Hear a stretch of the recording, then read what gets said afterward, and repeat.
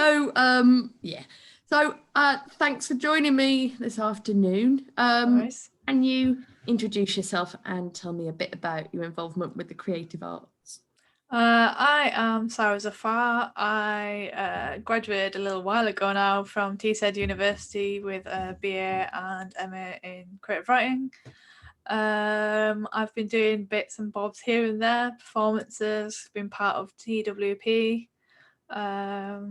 What else? Oh, I just recently got commissioned by the Arts Council for a poem to do. I don't know what else to say. Brilliant. So I didn't know about this. So tell me about the Arts Council Commission. So do you know Born Lippy in Newcastle? So they're doing a collaboration. So they were the ones that were actually commissioned by the Arts Council, and then they're obviously paying us. So they were approached by Spoken in London. I don't know if you know about Spoken. I'm not sure that I do. So I think they're a spoken word kind of night / organisation. So they're trialing us. We're like the test subjects on doing collaboration poems. So there's about, I think, 4 of us from the Northeast and 4 of us from London. We initially met just to discuss issues that we face in the Northeast and London and see if we could meet some kind of common ground. So people are looking at racism, any kind of political issues that are close to them. What else? I think somebody was looking at LGBTQ.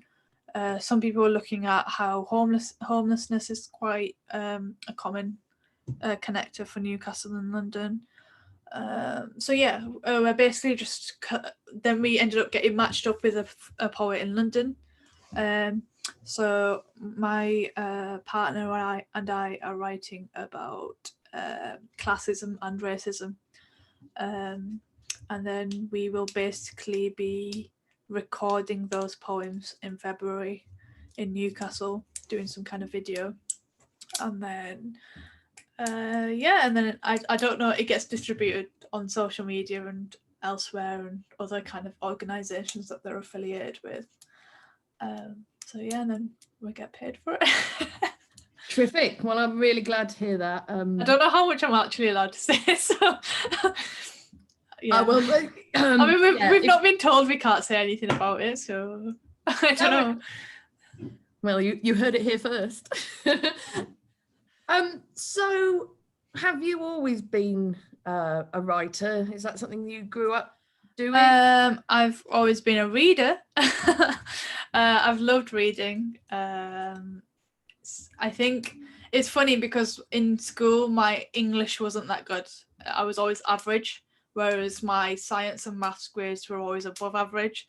So my parents kind of planned this future into how I'd be a doctor, just because my grades were always better in maths and science. However, I got to, I think, year 9 in school, and my teacher, she was the best English teacher ever, and she introduced me to some books, and I remember reading them, and then that's when my obsession began. And I'd go to the library every Friday after school. My auntie would take me.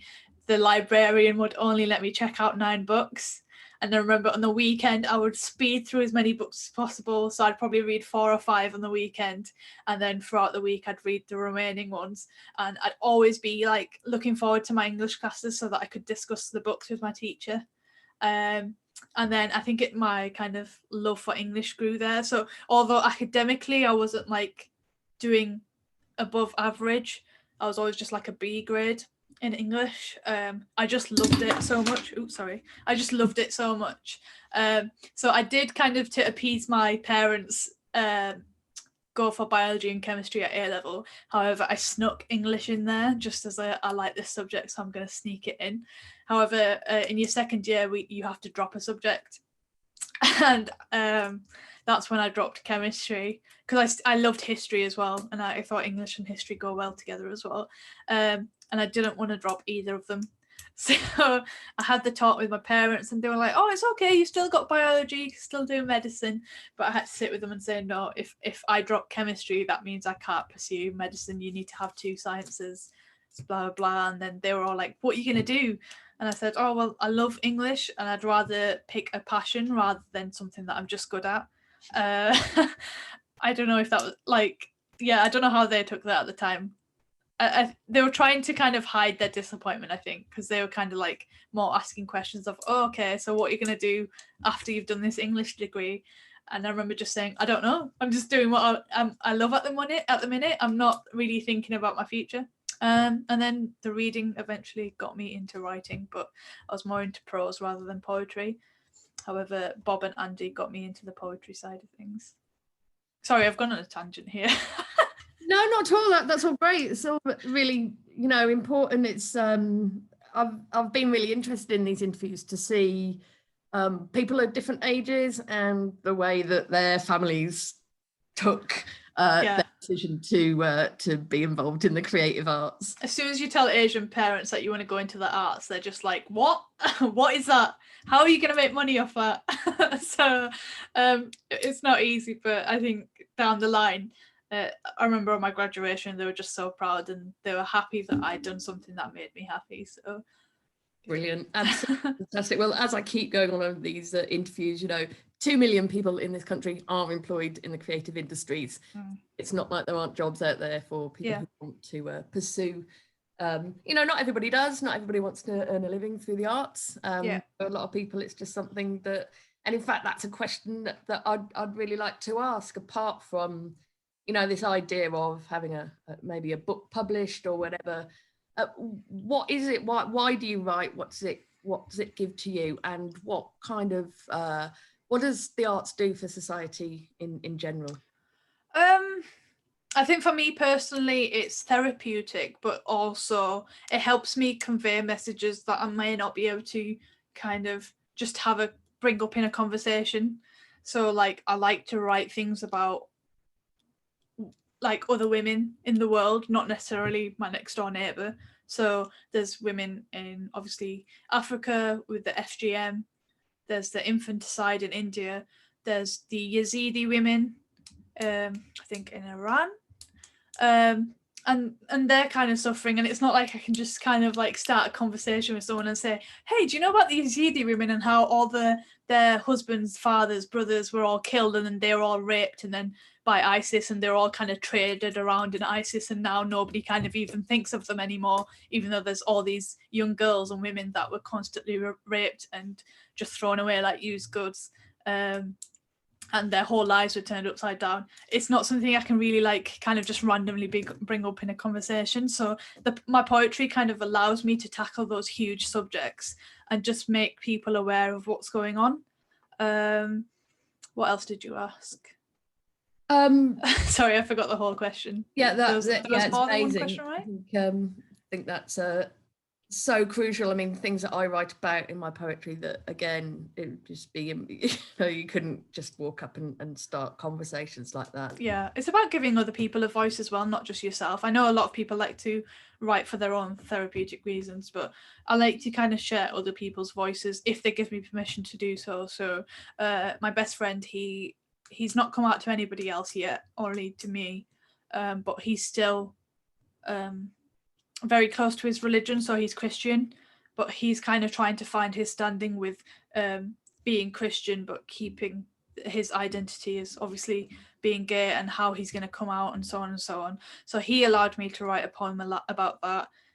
My mum has depression and unfortunately has attempted suicide when I was younger, so she's allowed me to write about that. And again, it's just kind of sharing other people's kind of thoughts and experiences that I really like about it. And I don't know if it helps them, but I guess they've appreciated it. Well, at least they've told me they've appreciated it, so I don't know. Brilliant. Yeah, I know you do some amazing work with your writing. I've always found it really inspiring. Oh, thank you. So, and also just I remember just making me laugh so much early on with the stuff that you're coming out with at uni. I just well, I love satire, so I love messing around with satire a little bit as well. Brilliant. So what about future plans? Where are you going to take it from here? What would you hope to do? Right, so plans got foiled a little bit because I was planning to do a PhD. I couldn't get the funding. there was like this application process for funding from the Arts Council. Unfortunately, there was only like 70 funding spots, and then there was over 1,000 applications for those funding spots. So unfortunately, I didn't make it through. And obviously, financially, I couldn't give up another year of trying to pursue it again. So I kind of tried to find other avenues, because my ultimate goal would be to teach creative writing at university. So I instead kind of used Bob and Andy, because they both don't have PhDs, but they obviously I think they did a teaching degree and then they taught abroad and so on, and obviously did a lot of writing on the side. So I kind of want to mimic their path. So I'm currently on a teaching degree. My placement was supposed to be at Teesside, but unfortunately COVID has foiled those plans. So we're just going with the flow, but my plan is, once I've finished this degree, to maybe teach abroad for a year, hopefully at a university. If it's at a college, that doesn't matter either. So my teaching degree is for higher education, so it's either college or university. If I do an extra thing, the QTS thingy, then I can maybe do high school as well, but I prefer to teach older students. Yeah, so, I get yeah. that completely. I'm not good with kids. Although I have to say, homeschooling was far better than I thought. Oh, really? Oh, well done. Really quite enjoyed it. I think I would have happily carried on doing it. Oh, that's good. Yeah, well, it was, you know, brilliant things like when they're being taught poetry. Like, I've got nothing against Shakespeare really, but Yeah. I'm not sure it's the way to inspire young teenage kids. I don't think it is either. So I did all the module as it was, and then said, right, let's go and listen to some Joelle Taylor now. Oh, Joelle Taylor's perfect. Yeah. So yeah, it was quite good. Good. So what about, have you done any gigs online during lockdown, or is it so hard? I think I did one with you, Red Room. Yeah. I've done another one. Back, wasn't it? Yeah, that was way back. March or April. When was the other one? I can't remember who the other one was with. I've only done 2 during COVID. I have to say, I was recommending you online yesterday. So. Oh, really? Yeah. Somebody. She's a lady called Faye. She puts on stuff down in Cambridge, but obviously with Zoom being the way things are at the moment, she's kind of opening up to the worldwide for her next event, and she was asking for recommendations. Oh, cool. Yeah, number one on my list. I can't remember which the second one was with. I've even kind of abandoned TWP in the last 2 months. I've not been in the last 2 sessions.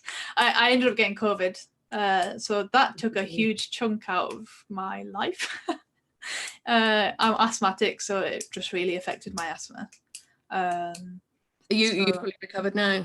Yeah, fully recovered. I'm going to have an asthma review, just because it's hard getting that controlled again. I'd just come off steroid tablets, and then a week later I got COVID, so it's really bad timing. So yeah, I'm better. But yeah, that took a good 3 weeks out of my time, because that's another reason why I missed TWP sessions as well. Yeah, I have as well, because I can't write at the moment. I can't. Yeah, it's you kind of like, yeah, I understand it. I'm kind of in that space, because obviously with this project we need to keep meeting up with our partners and working with each other, and some days I'm just like, nah, I can't write today. I'm just not in that mindset. So get it. It's been brilliant talking to you. I can't, I hope that we get out sometime fairly early next year.